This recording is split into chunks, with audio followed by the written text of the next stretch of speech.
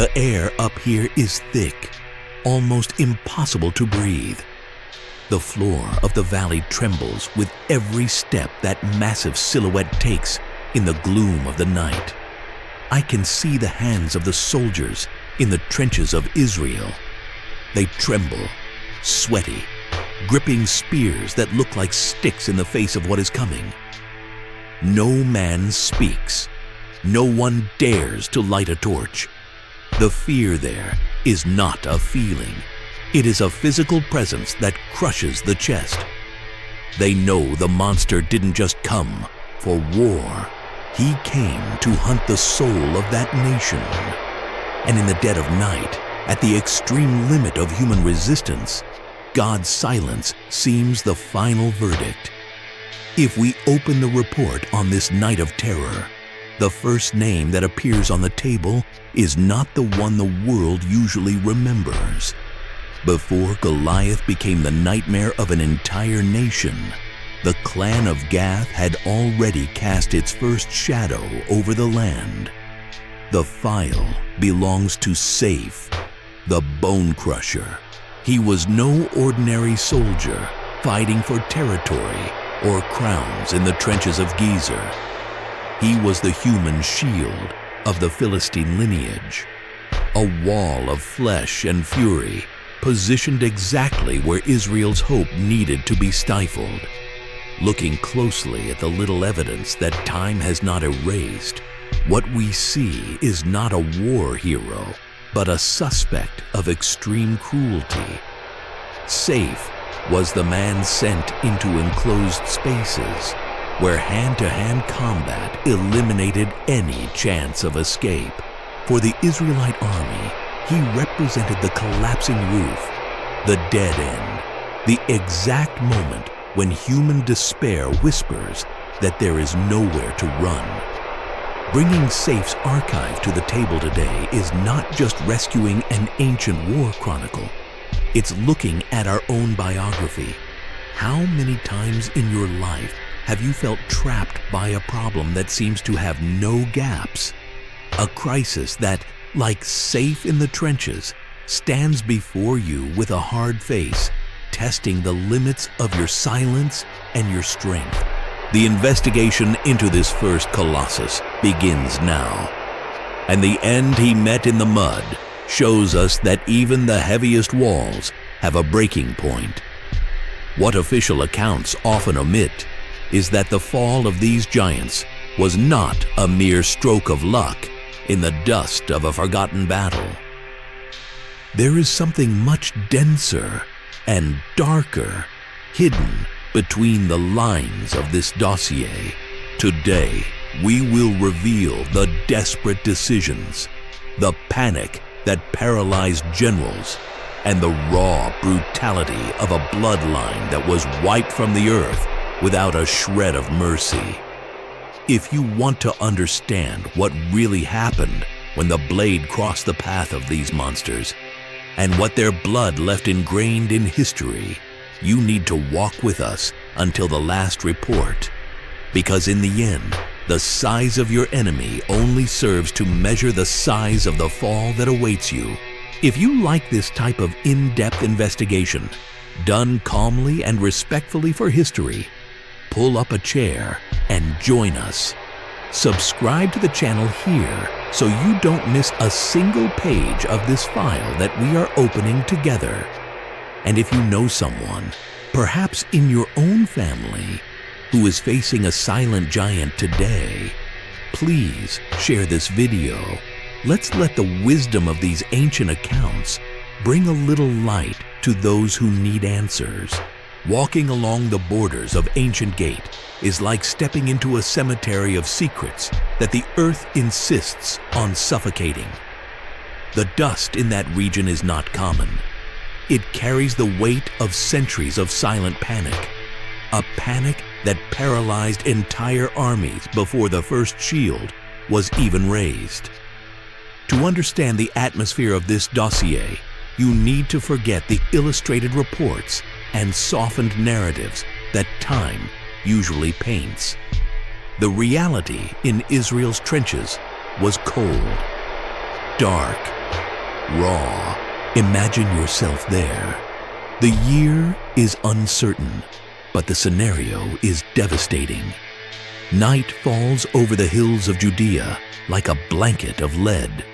The air is thick, filled with the smell of cold sweat, old iron, and the palpable fear of men who know they are the only barrier between their families and barbarity. The silence in the trenches is absolute. No one dares to speak. No one dares to light an extra fire. Darkness is Israel's only ally, but it is also the monster's hiding place. On that frontier, darkness had an owner. The ancient military reports that have stood the test of time do not just describe tall soldiers. They describe brutal anomalies, creatures with bones of impossible density, whose footprints in the packed earth seem to be carved by millstones. Men shaped for destruction, who grew up breathing the hatred and pride of a lineage that believed itself divine. To the common people, the appearance of a single such colossi on the hill was not an event of war. It was an omen of extermination. What we are about to open is not a chronicle of easy victories. It is an investigation into the limits of human sanity under the weight of terror. It is the detailed reconstruction of how an entire nation dealt with God's silence while flesh and blood monsters mocked their faith and their existence day after day on the front lines. We will look into the eyes of each of these anomalies. Feel the weight of your colossal weapons. Understand the psychological impact of their deformed and violent features. And above all, analyze the anatomy of their dry and brutal deaths. The table is set. The dim light illuminates the first documents in this ancient archive that the world preferred to forget. The names are stained by time, but the blood printed between the lines still cries out for an answer. Let's go back to the beginning of that line of tension, where the arrogance of the flesh met the verdict of the dust. The first record is at the top of the stack. The folder of evidence regarding the first Colossus of Gath has just been opened.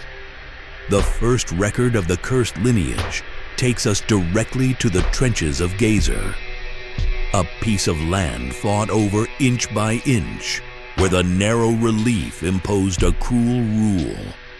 There, the agility of the armies was of no value. The combat was crushing, suffocating, decided at close range. And it was designed exactly for this scenario that the Philistine command positioned its most brutal weapon. The report identifies it as safe. In other border records, his name echoed as Sipai, but to the men who guarded Israel's lines, he was known simply as the Stone Wall. Examining the biography of this first Colossus, it is clear that his advantage did not lie only in his enormous stature. There was a visible anomaly in his structure that turned him into an object of terror. His facial features were massive, covered by a prominent and thick layer of bone in the jaw and forehead, which gave his face a hardened, almost inhuman appearance. A natural shield that seemed to nullify any expression of vulnerability. Reports from survivors of the vanguard suggest something even more disturbing. Saif acted in the heat of combat as if he did not feel the pain in his flesh. Sword blows that would knock down a common soldier seemed to merely scratch him, causing him not to recoil, but a muffled and violent laughter that echoed across the gorges of Gezer. Saif understood the power of this anomaly early on and made a conscious decision. He chose to make his own flesh an instrument of psychological oppression. He did not fight with refined tactics or strategies. His preference was confined spaces, gorges where walls of rock prevented the enemy from outflanking him. He positioned himself at the entrance to these narrow gorges and advanced slowly, step by step. The floor of Gezer shook under the weight of his rawhide boots. For the ordinary soldiers trapped in those dark trenches, seeing Safe's massive silhouette obstructing the only exit was like seeing the roof of a cave collapse on their heads. He cornered the armies through fatigue and panic. The men, crushed against each other in a desperate attempt to retreat, became easy prey for his heavy arms. Tension in the Israeli lines rose to unbearable levels with each change of guard. Imagine the weight of spending the day listening to the muffled screams coming from the front, and at nightfall receiving the order to march exactly to the same mud corridor where your comrades had disappeared. The silence that settled in these trenches was sickening. Mature men, veterans of other campaigns, sat on the damp ground, wiping the sweat from their hands on their clothes so that the spear shaft wouldn't slip. They looked up at the dark sky of Gezer and found no answers. God's silence in the face of Safe's arrogance seemed to confirm the worst. That stone wall was insurmountable, but every system based on brute force hides a hidden loophole in its own structure. Safe's pride made him believe that his facial armor and his resistance to pain made him immune to error. He trusted so much in the impact of his size that he started to neglect the base that supported all that weight. He advanced with his chest open, mocking the despair of the men who died beneath his feet, certain that no one would have the audacity to look down when the monster was right before their eyes. It was in this atmosphere of pure suffocation that a warrior named Shibachai the Husatite made a different decision. He was not a high-ranking general, nor did he wear ornate armor.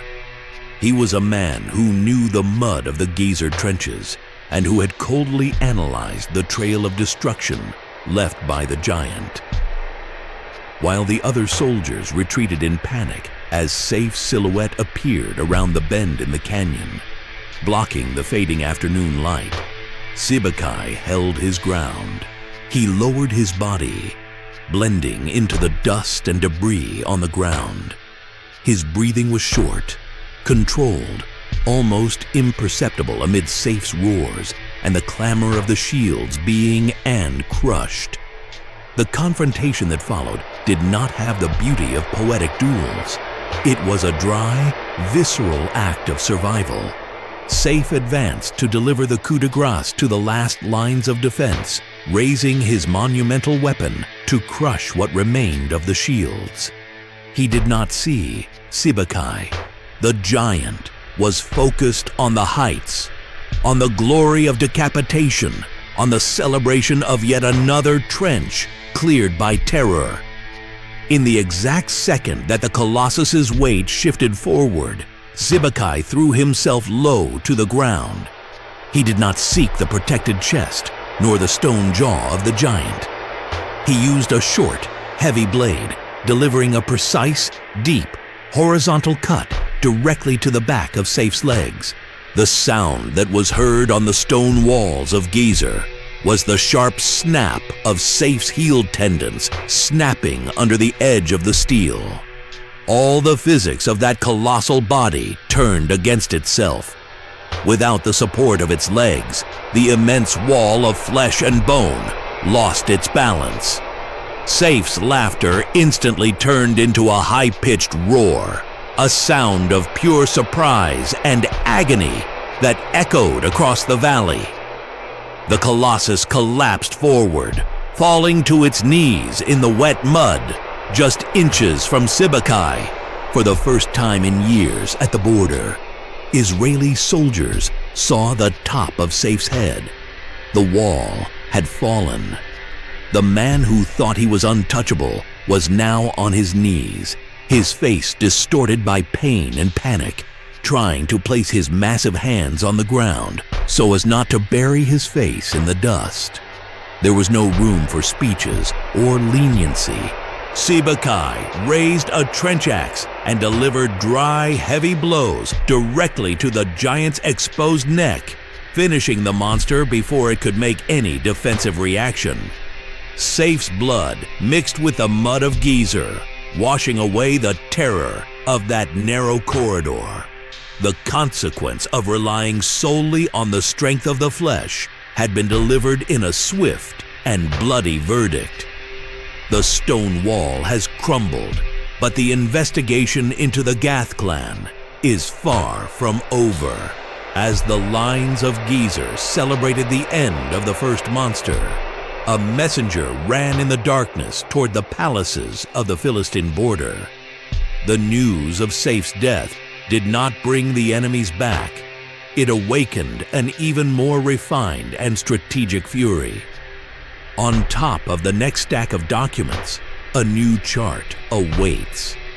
The profile of a predator who was not just looking to clear trenches, but who had designed a surgical plan to hunt down and decapitate Israel's top leadership.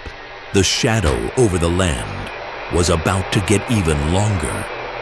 The second document in this dossier takes us away from the narrow trenches and throws us into the middle of an open desert where the heat of the afternoon sun distorts the view. But the real deformity here is not in the landscape. The medical record we opened now belongs to Ishbi Benoba. And to understand the weight of this case, we need to look at one of the harshest realities of the human condition, the inevitable weight of time. The scenario is no longer that of a young shepherd full of vigor in the valley of Elah. Years passed. King David's joints now take the toll of a lifetime spent on the battlefield. He is exhausted. His reflexes are no longer the same, and his sword seems to weigh twice as much with each movement in the dust. It is exactly in this gap in human vulnerability that Ishbi Benoba decides to act. He wasn't just another massive soldier in Gath's infantry. Analysis of the evidence reveals that this giant had disproportionately long arms, a physical anomaly that gave him a frightening wingspan and a deadly reach that no ordinary warrior could predict. He carried a solid bronze spear that weighed more than 3 kilograms at the tip alone, and proudly displayed a newly forged sword, custom-made to withstand the violence of his blows. Ishbi Benoba made a surgical decision. He would not spend his strength on the troops. His biography was marked by a single obsession: hunting and beheading the king of Israel, extinguishing the royal lineage once and for all. I can see the scene unfolding under the scorching sun. Amid the chaos of battle, Ishbi Benoba advances like a predator that spots tired prey. He locates David. The old king is isolated, surrounded by dust, struggling to breathe under the weight of his armor. The giant is in no hurry. Step by step, he corners the monarch, knowing that the reach of his colossal spear nullifies any attempt at defense with a short sword. For the few soldiers watching from afar, God's silence at that moment is desperate. The hero of the past, the man who took down the first monster, is now about to be crushed into the dust with no way to react. It is the exact moment when the story seems to be heading towards a tragic outcome with no return. But the predator's pride blinds his own senses.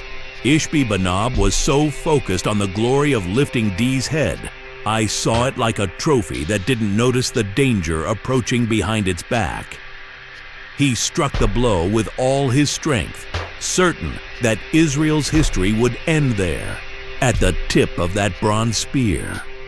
The impact that was heard in the dust was the shield of Abishai, son of Zeruiah, intercepting the giant spear at the last thousandth of a second.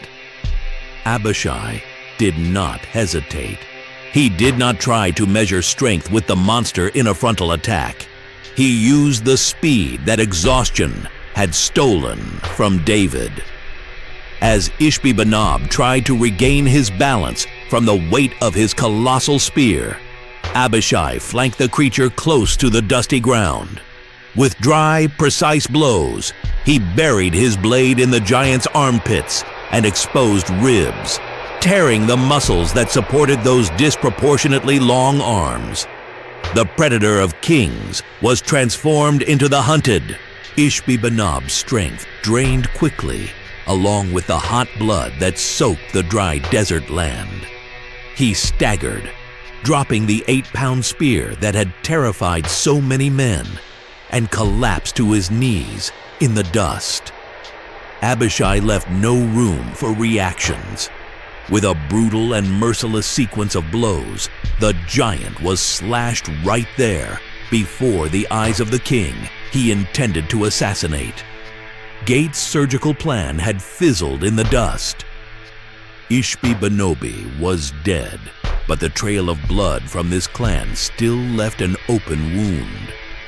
The death of the first two colossi did not weaken the lineage. She turned the battlefield into a scene of pure personal revenge. The next document in the pile gives the account of a man who did not fight for kings or crowns, but for the blind hatred of blood mourning. The brother of Gath's greatest legend was already on his way, holding a weapon that defied the logic of armies. And the next collision would be even drier and more merciless. The third record in this dossier takes us to the territory of Gob, a place marked by the smell of wet earth and the mist that rises from the valleys at dawn. But what was hidden in that fog was no ordinary soldier defending a flag. The file now belongs to Lami, and to understand the psychology of this third colossus, we need to look at one of the most destructive feelings that can inhabit a man's heart: the blind hatred born of blood mourning. Lami did not fight for orders from generals or for territorial conquests. He made the decision to turn his life into a manhunt. He was the brother of Goliath, and he carried on his back the weight of a legendary name and the relentless desire to wash his family's honor with the blood of the men of Bethlehem. Lami's physical evidence paints a picture of a war machine designed for impact. He inherited the same massive frame as his clan, but with a frighteningly wide rib cage, thick as the trunk of an ancient tree, which gave him an outsized lung capacity and thrusting force. His weapon was his signature terror, a monumental spear whose wooden shaft was so thick and heavy that contemporary reports compared it to a weaver's enormous shaft. Lami knew that no ordinary soldier could get close to him because of the reach of that sharp wooden beam. He spent his days on the front lines in Gob, provoking enemy patrols, waiting for the exact moment when David's warriors would cross his path and tear them to pieces one by one. I can see the scene unfolding through the morning mist. Lami advances slowly, dragging the iron tip of his spear across the rocks, producing a metallic sound that echoes throughout the gorge. For the common soldiers of Israel, That sound was a warning that death was taking its toll. Lami's arrogance was fueled by the silence of the defense fronts. The men retreated, knowing that facing that range was military suicide. In the giant's mind, God's silence, in the face of his quest for revenge, was proof that his clan still ruled the fear of men. He believed that his brother's story would be avenged there, in that damp soil. But blind hatred is a terrible strategic advisor. It narrows the warrior's vision, making him see only the target and forget the surrounding environment. Lami was so confident in the barrier power of his colossal spear that he believed no man would be fast enough to break the line of its shaft. The outcome in Gob did not involve long exchanges of blows. It was decided in a single movement of pure precision and speed. A warrior named Elana, coming from Bethlehem, the same land as the man who overthrew Goliath, accepted the challenge.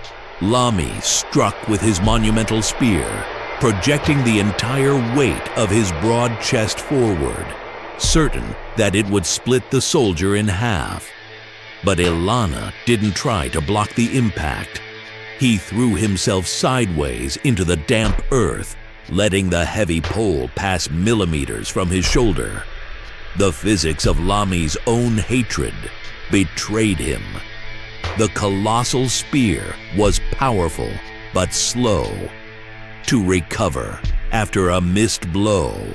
Before the giant could retract his arms to reposition the weapon, Elana rose from the mud. In a dry and explosive movement, he closed the distance, entering the spear's radius of action. With both hands gripping a short, heavy dagger, Elanan buried the blade directly beneath Lami's ribcage, tearing out the monster's insides from bottom to top. Goliath's brother stopped abruptly. The roar of revenge choked in his throat. He let go of the monumental shaft that had terrified so many men and fell to his knees in the damp dust, vomiting the blood that flooded his lungs. The consequence of living through hate had taken its toll in kind. Lami collapsed face first into the mud of Gob, leaving his bloodline even weaker. 3 giants had fallen. The stone wall, the king predator, and the warrior of vengeance were dead. But Gates' file still contained a disturbing page, a report about a creature whose physical anomaly challenged the limits of what the Israeli army considered human. A man who turned his own deformity into a tool of humiliation and mockery against the sacred. The investigation now advances to the most bizarre record of this clan, where human pride met a silent, iron-studded end. The 4th record in this dossier takes us away from the humid forests and back into the barren heat of the hills of Gath. But the pages of this report record an anomaly that caused a different kind of disruption to Israel's troops. Unlike his brothers, this warrior did not have his name engraved in history. He was registered only for his extreme deformity. In frontier archives, he became known as the 6-fingered giant. The evidence described in the ancient chronicles is direct. He carried polydactyly in its most aggressive and symmetrical form, having 6 fingers on each of his hands and 6 toes on each of his feet. For ordinary soldiers, that vision caused a profound strangeness, a feeling of being faced with a mutation that broke the patterns of creation. But the giant made the decision to transform what many considered an oddity into his greatest military advantage. Those extra fingers gave his hands a much larger contact area, allowing him an absurdly firm and violent grip, capable of wielding and swinging 2 heavy weapons at the same time without losing his balance. His wide feet, with 12 toes embedded in the sand, gave him unusual stability in the curves of rough terrain, preventing him from being knocked down in hand-to-hand combat. Knowing the visual impact of his anatomy, the giant made another fatal decision. He became the man of mockery. He didn't directly enter the battle formation. He marched into the empty space between the two armies just to humiliate the soldiers of Israel. He extended his monstrous hands, moved his 12 fingers in the air, and challenged the faith of those men, shouting blasphemies against the sacred. He used God's silence as his main argument for power, suggesting that if the God of Israel were real, he would not allow an anomaly of that nature to step into the promised land with so much authority. For days on end, the army retreated in the face of this daily provocation. The psychological fear he generated disarmed hearts even before iron met iron. But pride based on the stability of the flesh is an illusion that collapses at the most unexpected moment. The six-fingered giant believed that his broad base and double grip made him invincible. He spent so much time laughing and insulting the men in the dust that he forgot that the mental agility of a focused warrior is more lethal than any physical mutation. It was in the midst of yet another day of public humiliation that Jonathan, son of Shimeah and nephew of David, decided to break the silence of the camp. He didn't accept the monster's psychological game. As the giant stretched his arms high, laughing and moving his 12 fingers in the scorching sun, Jonathan advanced with a group of elite archers flanking his sides. The giant put away his swords, certain that Jonathan would attempt a physical duel where size would decide the end. He lifted his chin, exposing his chest in a gesture of pure arrogance. The end of the mockery at Gath was swift, cold, and geometric. Jonathan didn't give the monster a chance to use his double grip. At the signal of his hand, a rain of heavy war arrows cut through the wind. The giant tried to move, but its wide base, although stable, did not have the speed necessary to dodge a coordinated attack. 3 arrows pierced his chest simultaneously, breaking the resistance of his ribs and tearing the tissue of his lungs. The monster's laughter turned into a dry gasp. He staggered back, dropping his weapons in the sand. His monstrous hands, with their 6 fingers in each, they tried to pull out the wooden rods embedded in his chest, but his strength disappeared instantly. All that anatomical stability collapsed. The giant fell backwards into the desert dust, emitting one last choked breath as blood flooded his airways. He died there, motionless, under the sun, with his 12 fingers extended and inert in the sand, transformed into yet another report of defeat on the border. The consequence of the mockery had been delivered in silence. 4 colossi had been swept from the earth. The lineage of Gath was bleeding, destabilized, and reduced to its last element. But the pile of documents on the investigation table now holds the definitive file.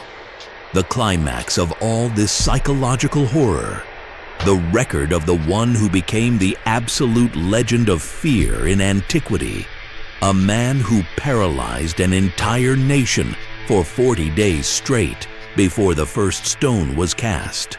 The investigation now reaches the top of the cursed bloodline, where the greatest of monsters awaited his verdict in the dust of the Valley of Elah. The 5th and final record takes us to the top of the pile of evidence, the definitive case. the name that time could not erase, and that became the universal synonym of psychological terror, Goliath of Gath.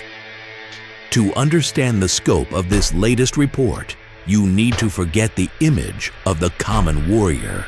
Goliath was the pinnacle, the end result of generations of a lineage shaped exclusively for the physical and mental annihilation of its adversaries. He did not operate within conventional infantry tactics. He was the champion, the man sent to resolve entire wars through single combat, simply because the enemy leadership knew that no one survived the impact of his presence. The physical descriptions contained in ancient military reports paint a portrait of a giant that exceeded 3 meters in height. His muscle and bone density defied the laws of human endurance, allowing him to march under the sun carrying bronze-scale armor that weighed over 100 pounds. The iron tip of his spear alone was equivalent to the weight of an ordinary soldier's entire weapon. But Goliath's most disturbing feature was his voice. When he positioned himself in the valley of Elah, his taunts echoed off the rock walls like thunder, breaking the psychological resistance of the Israeli army before any attack order was even considered. Goliath made the cruelest decision in his biography. He chose to use time as a weapon of torture.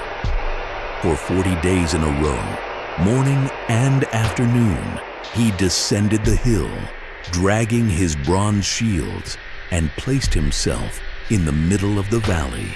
He looked at the enemy trenches and issued his challenge, mocking Israel's identity, lineage, and faith.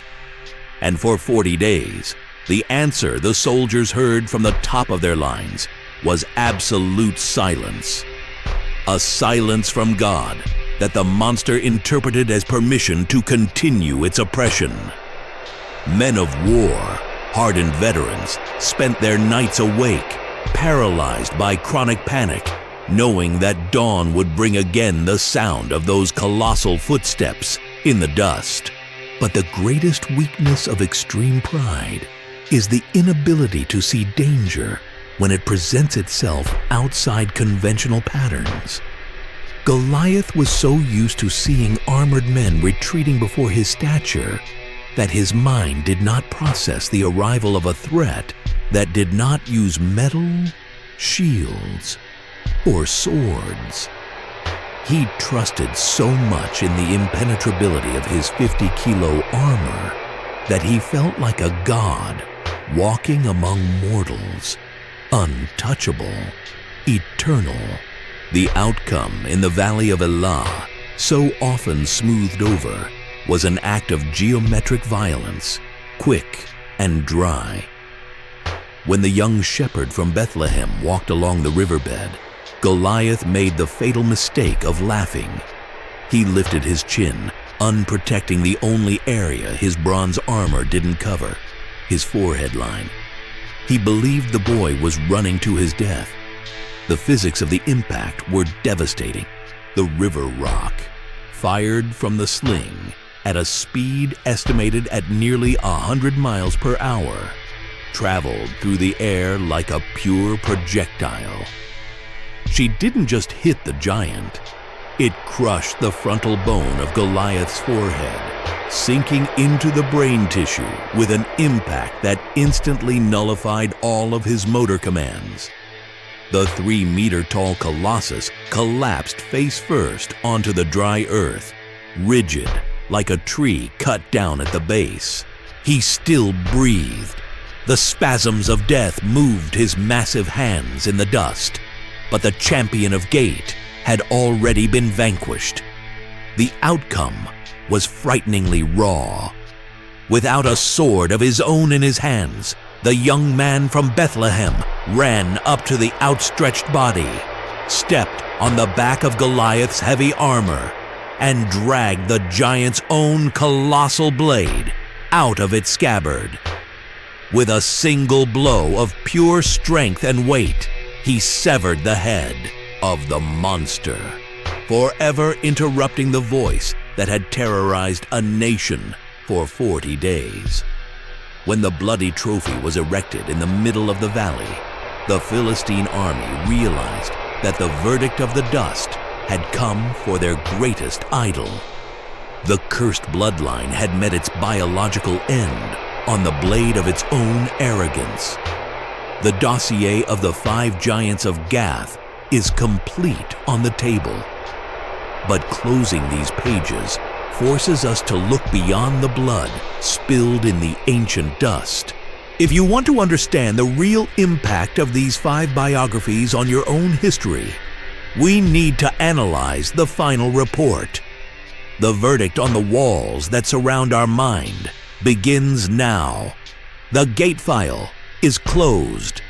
The 5 bronze armors turn to rust, and the voices that made the earth tremble were drowned out by the definitive silence of the desert.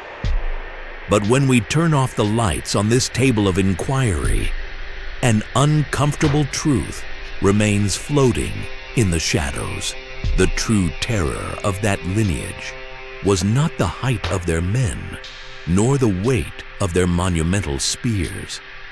The real terror was their ability to make men of courage believe that God's silence was a sign of abandonment.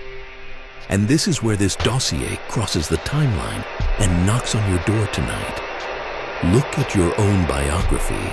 We all have a narrow corridor of Gezer, a desert of Ishbi-Benob, or a valley of Elah, where a silent giant stands at the forefront, mocking our plans, our peace, and our mental health. It could be a crisis that doesn't let you sleep, a harsh consequence of a bad decision in the past, or mourning for something that collapsed and you don't know how to rebuild. Before these invisible walls, the silence you hear from the sky is not the absence of a verdict. Maybe it's just the time it takes for you to understand that the strength of the flesh always finds its own breaking point. In the end, the question that remains in the air is just one. What is the real size of the giant when you decide to stop hearing his voice? If this dossier moved you and brought you some hidden answers, leave your mark on this file. Comment below just the word resilience. It's a simple way for us to know that you walked with us until the last page of this story. If you appreciate investigations carried out like this, calmly, respectfully, and in depth, I invite you to subscribe to the channel here. Every week, we open a new folder that the world chose to forget. And if you know someone who is facing their own valley of shadows in silence today, send them this video. Sometimes the end of an ancient monster is the fuel someone needs to keep marching in the dust. Until the next case, the file is closed.